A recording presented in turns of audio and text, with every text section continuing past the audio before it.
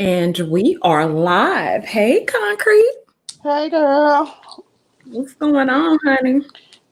Not much. Trying to do 1,010,000 things as always. Continuation of my spring cleaning. Got up early this morning, cleaning out the garage and the my dining room and just a whole bunch of stuff. So I'm trying to stay productive, child. I totally understand that. I can't say that I've necessarily done spring cleaning because I haven't. Hmm. But it is about time to rotate these clothes and all that good stuff. And my son is growing like, oh my gosh. It's so crazy because I'm not the type of person to buy like really oversized clothes, like to Hmm. preserve them for like the next year or anything like that. Uh-huh. So I kind of buy his clothes to fit.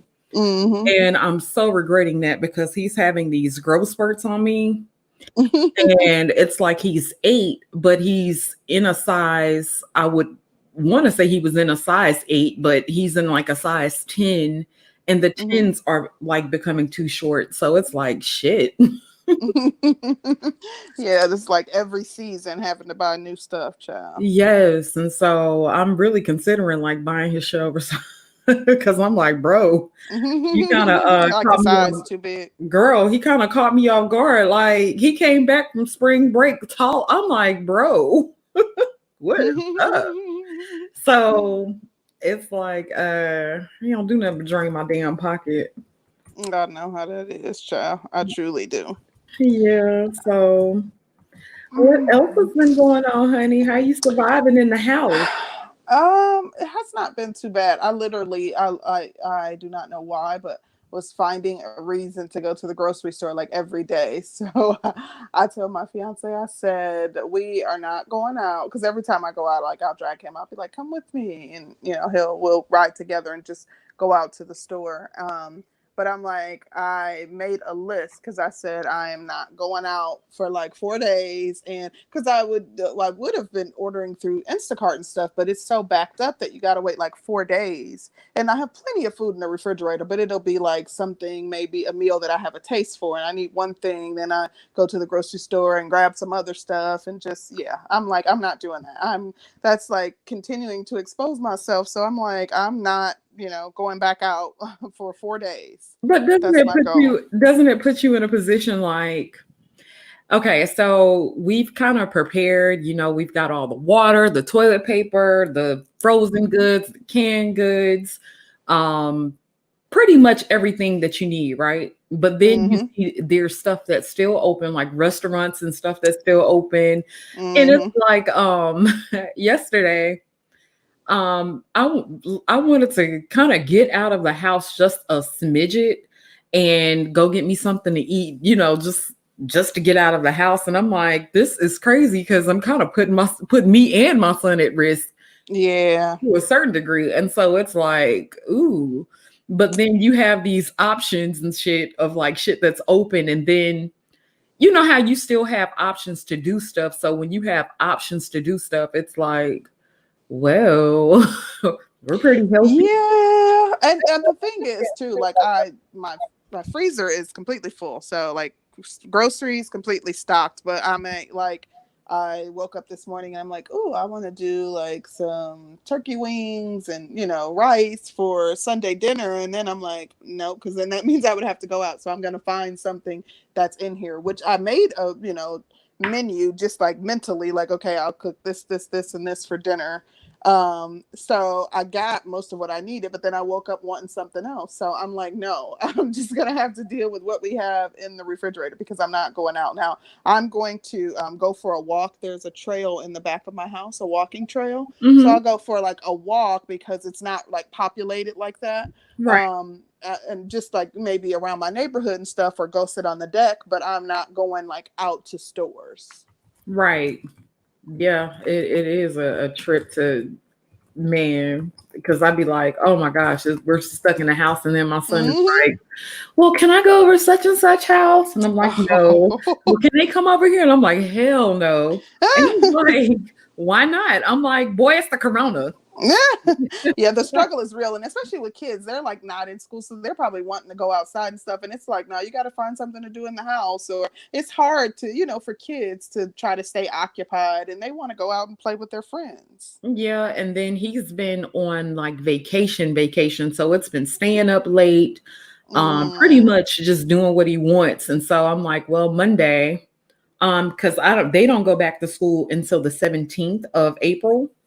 And so Monday we'll get back on a school schedule, and mm-hmm. I'll be doing he'll be doing schoolwork while I'm Okay. at work, and so we'll work it out like that. Yeah, this is like I think going to be like our new normal for a little while, because I was notified by my company that we won't be returning to work for at least a few weeks. So, yeah, I think a lot of parents they're kind of getting into the swing of things, because a lot of states are, and I've heard talk that Georgia might not be going back to school this year at all. Wow. And then what Yeah. they told me, um, it was something I was gonna say. We're supposed to actually be going back to work on the 3rd of April, right? Mm-hmm. So we had a meeting with our director, and somebody brought up, like, what about the kids? Our kids are out of school and everything. Mm-hmm. And so if we have to go back to work, what are we supposed to do about our kids? And our director was like, well, that sounds like a personal problem. I'm like, Wow. Because yeah, a lot of childcare centers are closed. Like a lot of right. childcare centers are not even operating. But I know Mississippi is one of those states that didn't do an actual what is it? Stay in place or whatever, shelter in place. They didn't do a shelter in place in the state of Mississippi. So that could be part of the problem. I'm sure if the governor was more on board, then maybe they would be more apt to try to make some concessions. But they're like, hey, You y'all. know what I thought about? Mm-hmm. Mississippi is one of the blackest states in the nation, right? Mm-hmm. And so I was just kind of thinking, there hasn't been the same precautions that's taken in other states versus the precautions that we've taken here. So it's like people are still moving about. Like social Yeah. distancing is a joke. It's a Mm-hmm. total joke. I want to say that I was listening to Danini's live earlier today, and Mm-hmm. she made like key points like, okay, what's the point in social distancing if you have somebody with the money, they're handing you the money, you're touching card machines, you're touching groceries, you're touching Yeah. bags, you're touching everything. Plus, if people are standing behind you in line, they're not staying the distance. I've seen people cough Yeah. without covering their mouth. I almost had a fit. And I'm Mm-hmm. like, wow, like all this. That's why you want to minimize going out if possible. And even like Instacart, like when I have my groceries delivered, I'll get them off the porch with gloves on. I'm spraying the bags down, Lysawing, like everything, the entire bags and stuff, because you don't know what they had on their hands too, just in an effort to just be more cautious. But Right. I don't know, like I go to Publix, and like they have signs everywhere posted requesting that people stay 6 feet. Like I got lunch from Publix the other day, and like everybody was kind of abiding by it. Just like there aren't any markers, but people were like staying their distance. Like we're standing in line waiting for them to fix the food and stuff. And surprisingly, people were kind of just on their own, doing that, because they're probably concerned about their own health and safety too. Right. Right. Right. So, but what can you do? General said, because we country is here. And then what was it? The governor of Mississippi talking about he's offering prayers. So, like, I mean, Child. is that he's just relying on prayer, and I'm gonna let everybody continue business as usual, and we're gonna pray to get through this without taking any precautions. Right. Just absolutely foolish. Right. It's just like, figure it out. Y'all be all right. And it's like, well, Exactly. let me get to the herb store real quick. Mm-hmm. Child, you Yeah. better. But about this topic though. Mm. So Today we're actually have an interesting topic. We're actually talking about a sex strike to end the gender war. So, and I think this will be pretty interesting, just kind of thinking about we've had this long running gender war for at least 10 years where, specifically talking about us, our people, black women and black men, going back and forth. There seems to be no end in sight. There seems to be no attempts to resolve anything or attempt at compromising. So we were thinking, what if, there was a sex strike? Would that possibly end the gender war? Now, we know back in what, 40s, 50s, I think it might have been, there was a sex strike, and there have been, like, I think Alyssa Milano had said something to kind of encourage women to withhold sex, to get whatever it is that they are wanting from their partners. And I can't remember these in that her a sex strike, but we were just taking it from a different angle, thinking, how would it work or how would it look? Would it be effective if the men went on a sex strike? So we're not even talking about sisters not giving it up, refusing to engage with their men, refusing intimacy. We're talking about brothers. We're talking about men and how that would maybe compel women to come to the table to try to negotiate or compromise, should they say we done until our demands are met. There's nothing shaking. Girl, I think that would be an interesting concept because nowadays, just to kind of get into it, you have porn that's readily available. You have Mm. masturbation that's readily available. Readily available. Mm-hmm. You have other ways to where men can actually reject women and it not be a thing. But Mm-hmm. um it's like with women can pretty much go out and say, hey, look, um, I want to have sex with this guy, and it can probably happen like it's nothing. But then, I feel like some men do have those options, but men don't have the same options as women as it pertains to sex. Mm-hmm. But at a time of crisis, uh, the men, I kind of feel that the men are at a great advantage to Mm-hmm. be picky and choosy about what they want to do and who they want to do it with.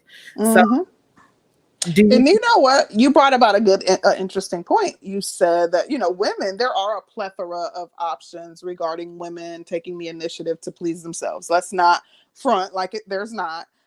So because of that, do you think that the women would be like, okay, we're holding out because we can take care of ourselves. We're not coming to the table. We'll, use what we got, use whatever tools we have available to us, as opposed to coming to the table to compromise? I now, in my honest opinion, I do think that women can hold out longer, Mm-hmm. but you like I said, there's a new generation of men that are in my opinion, I feel like there's a new generation of men that are sexually disciplined. And Mm-hmm. so with the men being sexually disciplined, but now I don't know if there's a good percentage, but I think there's a decent percentage of men that are sexually disciplined, but Mm-hmm. not a whole lot that would be able to, like if they're approached by fine women, sexy women or whatever. I just don't really feel like a lot of men would turn down a lot of women that they would want. So I don't. That's a good point, and I agree with you. I think that I'm seeing more and more men that are very self-disciplined, and it's actually impressive because I have to admit that, I almost don't expect that from men, for them to be disciplined. And a disciplined man, like that is, even though for me it's been rare to see that, like there's almost nothing that can break them. Like a lot of times they are very strong mentally and, driven, very ambitious. But I was going to say a different take on this or different spin on it. And some men may consider this like some form of a sex strike is some men have decided just not to sleep with Black women. So they may be on strike and saying, I'm not engaging with sisters because they need to get their act together. They need to, they need to come to the table and, in an attempt to compromise. And, they're doing too much. I'm seeing, too much negativity as it relates to Black women. So I'm going to, take my loins and go elsewhere, and I'm gonna be on strike specifically from Black women, and I'm just saying fooling with or dealing with or engaging in relationships with Black women. And that's kind of another form of it, you know what I mean? Like they're kind of locking out the group, the core group that they come from, and saying, I ain't dealing with y'all. I'm gonna deal with women of other races or other cultures or whatever have you, but I'm not going to I'm on strike as it relates to Black women. So similar to kind of an SYSBM mentality. David Monroe had a good point. He said a sex strike is still a negotiation. What do Black women offer besides sex in any relationship negotiations? The question in itself is a fatal flaw. Well, the question is posed specifically relating to Black men going on strike, and it's actually the strike itself is a tactic. It's not supposed to resolve anything in and of itself, but it's a tactic to get to the table. So if you don't feel that Black women have anything else to offer other than sex, then you wouldn't have a desire to compromise with them because there's nothing else that they have to offer for if that's how you feel. Yeah. So do you think so you do agree that men can hold out? Do you think they can hold out as long as women? I think that so I'm talking about brothers, and I don't think that most brothers can, because of the fact that women have so many tools at their disposal. A lot of women don't consider themselves as homosexual if they even use or engage in, activities with another woman. So I think personally, which is not the same for Black men. So I think personally, because there are more options available to Black women, that Black women would likely hold out, a lot longer than Black men would. But I think that if Black men, and this is something that would need a united front, not to say that every Black man has to be on board, but if we have like a number of Black men saying, okay, yep, we all gonna, do this and be on one accord, and we're not dealing with sisters, or we're not engaging in romantic relationships with sisters until they get their minds right, or they come to the table and we hash this out.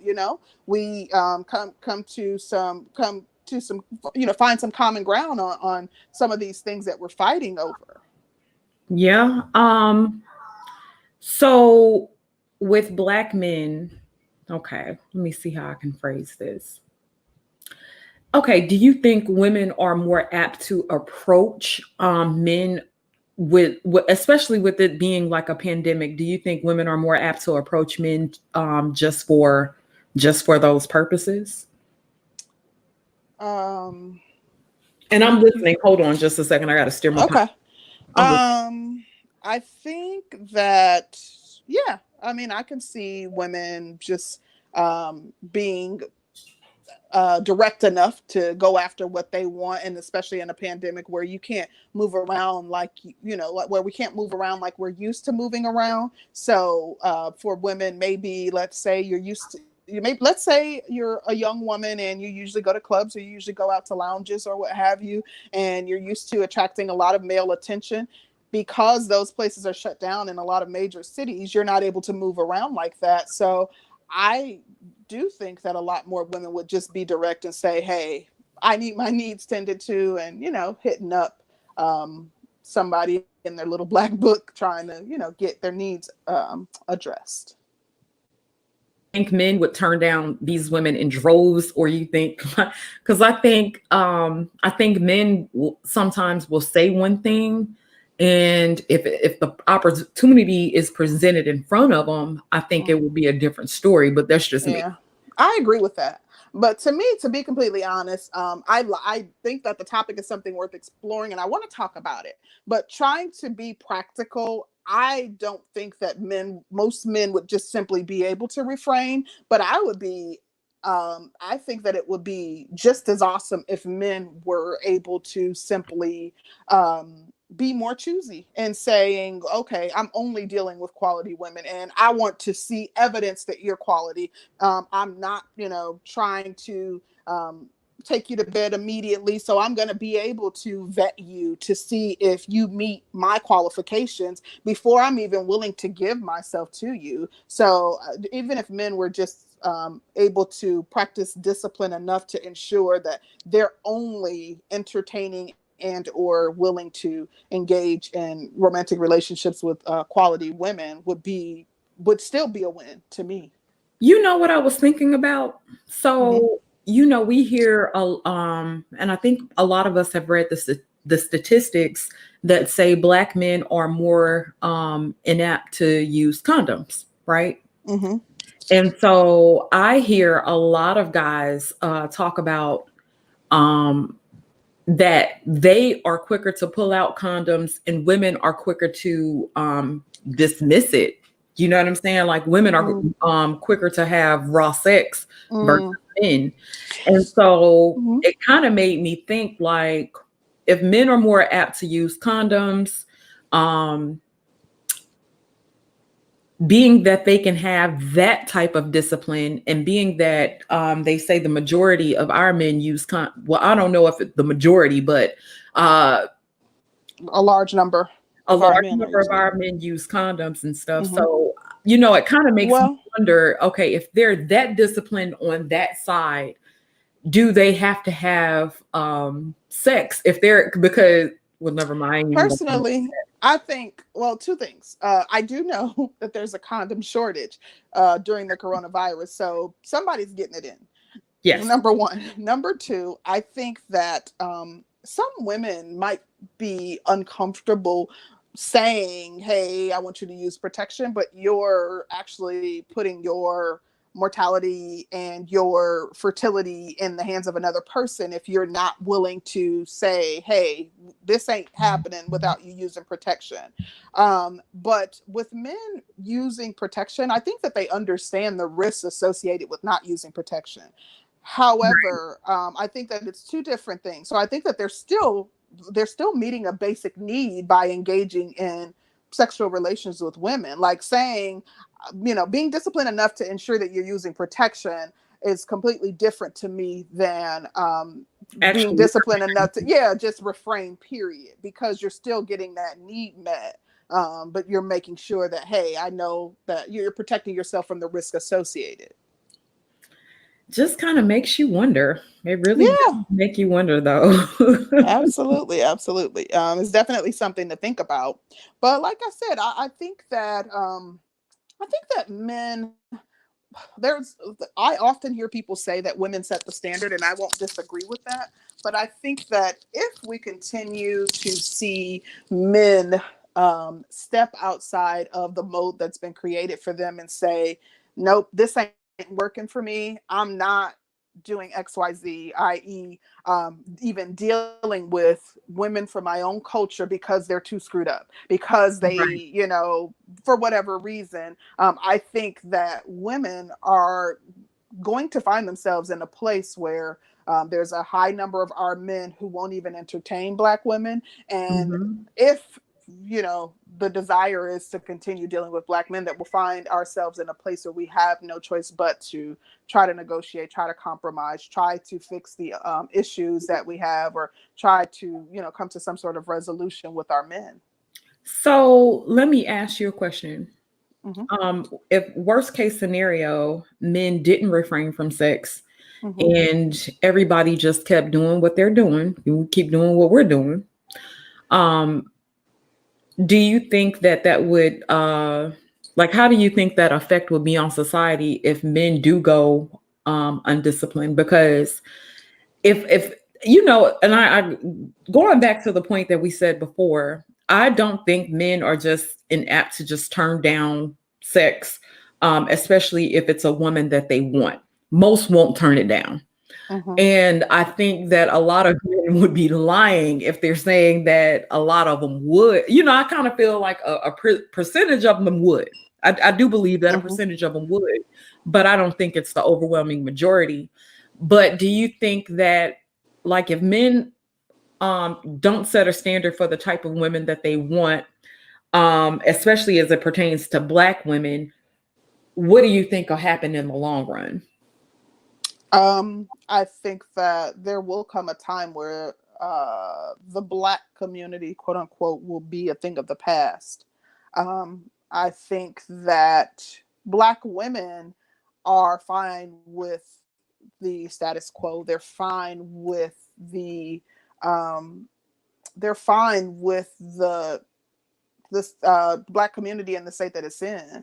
I don't think that there is at this point in time they don't see that there's enough of an upside to them coming to the table in an effort to compromise. I think that if Black men have these firm standards, like I am, I have 2 children out of wedlock, quote unquote. And I think that Black men in this sector who don't have children and say, I won't deal with a woman who have children, I'm anti stepdaddy culture and things of that nature. I think that that's a phenomenal standard. And I think that more Black men without children should also, uh, employ that same standard. So I think that just adopting a firm set of standards that's basically anti-ratchet, anti demise of the Black community behavior. So any behaviors that would contribute to the demise of the Black community, I think that is if more Black men do that, that eventually Black women won't have a choice but to come to the table to negotiate if they truly have a vested vested interest in the Black community, and or if they care about the relations between Black men and Black women. Okay. Are you ready to open up the panel? Girl, let's do it. Okay. If I can get my doggone right, we gonna really be on to something. Mm-hmm. Let's see, paste. There we go.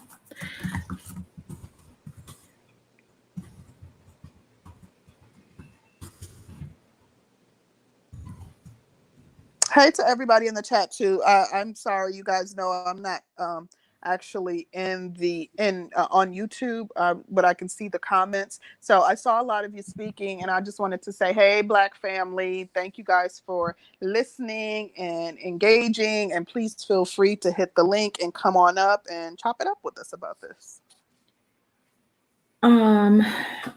Okay, Raharman says that women don't want men to set standards.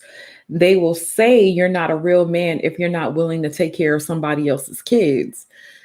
I think that comes from a certain mindset. I don't think I think that a lot of women are kind of understanding where we fucked up at. And so I think when people are understanding where they fucked up at and then are looking at the kids, it's like, yeah, I think a lot of them are starting to realize. But if you do have a culture of simps who are still enabling the women, then I think that that's a thing. Like, if men are still gonna do it, then what's the point?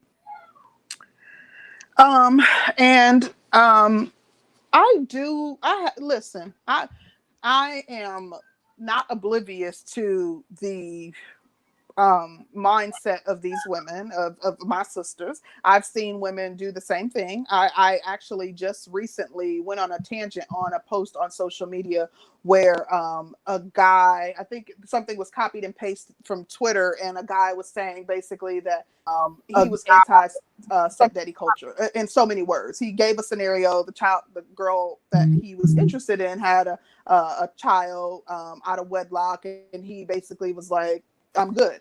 And a lot of the women were offended. And I was defending the position of, said man and saying he has every right to his preferences and his standards. Like, why are we belittling and or, degrading him because he has a standard of preference that is that he's standing firm on. Like, so I kind of was going back and forth with people in the comments. So I understand that this is the reason that I think we get so much pushback is because this has been a thing in our culture for so long. Like, stepdads have been a thing in the Black culture for so long, and it's a thing in Western society too as a whole. But specifically talking about us as a group, I think that it's foreign to hear people and to hear men speak out and say, no, that's not cool. Don't get with a woman who already has children and take on someone else's responsibilities. So I think that because of that, it in addition, it does not benefit women to speak out. Well, it doesn't benefit women who are in this position to speak out against it. So I think that's one of the some of the reasons that we get the pushback. Okay. Well, what's up, Obsidian? Hey, David Monroe. What's up, Perfect Blackness? Hey, Black people. Hey, how's it going? Hello, ladies. Hey, what y'all think about the topic?